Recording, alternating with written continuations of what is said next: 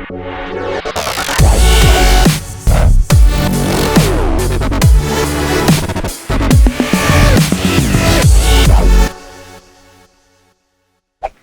à tous et à toutes, c'est Ben. Aujourd'hui vidéo présentation de la GI Osmo. Je fais cette vidéo en solo car pour les fêtes je suis rentré dans ma ville à Annecy. Un ami m'a prêté cet appareil, juste le petit bémol c'est qu'il a oublié de me donner le chargeur. C'est quand même plutôt embêtant, du coup j'aurais peut-être pas suffisamment de plan, donc je vous demande d'être indulgent.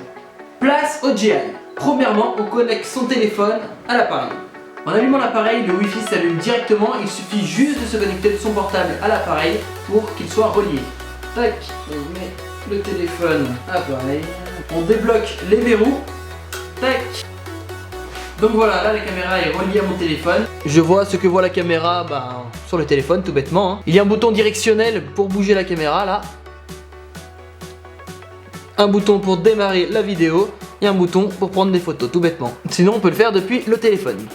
Imaginons la caméra, je l'ai déplacée, j'arrive plus à bien la recentrer. Il y a une fonctionnalité recentrer, regardez, tac, tac, elle est centrée sur vous. On peut directement choisir le format depuis la caméra, que ce soit JPEG, RAW, comme pour la GoPro qu'on a présenté ici, que je vous laisse aller voir si vous l'avez toujours pas vu. Le format RAW est disponible, ce qui est vraiment pas négligeable pour les professionnels. On peut régler la balance des blancs.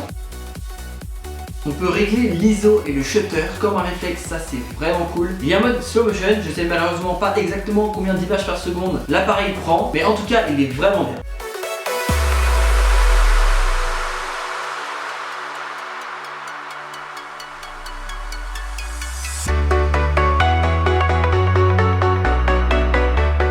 On peut directement appliquer des filtres pendant la prise de vue, même si d'après moi ce n'est pas utile pour tout ce qui concerne les filtres, l'étalonnage. Je préfère le faire à la post-production. Au niveau de la résolution, la caméra va de 1920 à 1080 pour 24 images par seconde jusqu'à l'Ultra HD de la 4K en 30 images par seconde. Elle peut aussi faire du 2,7K et on peut aller manuellement en 1080p en 60 images par seconde. Au niveau de l'autonomie de la batterie de l'appareil, je la trouve pas super. J'ai pris quelques plans d'une après-midi, plus j'ai testé les modes. Et franchement en quelques heures, si on l'utilise bien, il n'y a plus de batterie. Dans le mode photo, on peut faire des panoramas magnifiques. Que ce soit des panoramas en 180 degrés, en 360 degrés. On peut même faire du 180 degrés selfie. Moi je mets la caméra comme ça, en mode selfie. Et là, regardez, je fais panneau, hop.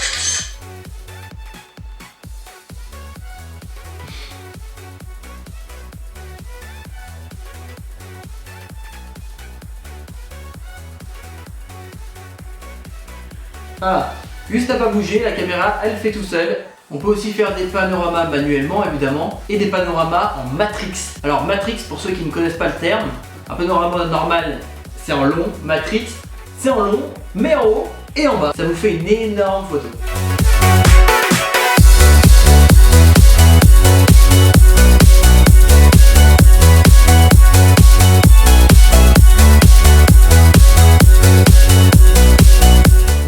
Des timelapses et choisir le nombre d'intervalles de secondes qui va de toutes les 1 seconde à toutes les 60 secondes et la durée on peut mettre à l'infini comme jusqu'à 5 heures ou même 1 minute. Je n'ai malheureusement pas pu faire de timelapse du fait de la batterie que je ne pouvais pas recharger, mais je n'en doute vraiment pas. Il y a des modes prédéfinis pour la steadicam de la caméra, le mode marche, le mode sport et le mode portée, donc c'est-à-dire si je l'accroche à mon sac par exemple si je skie.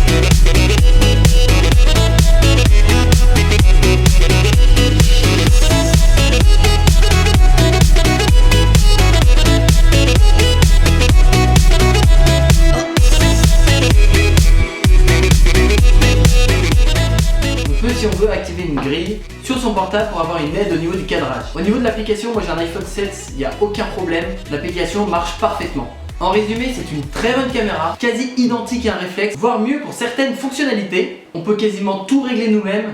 Je vais réfléchir, mais peut-être pourquoi pas me l'acheter. J'aurais aimé vous proposer plus de plans, je n'ai malheureusement pas pu le faire. J'espère que la vidéo vous aura plu. Si c'est le cas, je vous laisse mettre un énorme pouce bleu.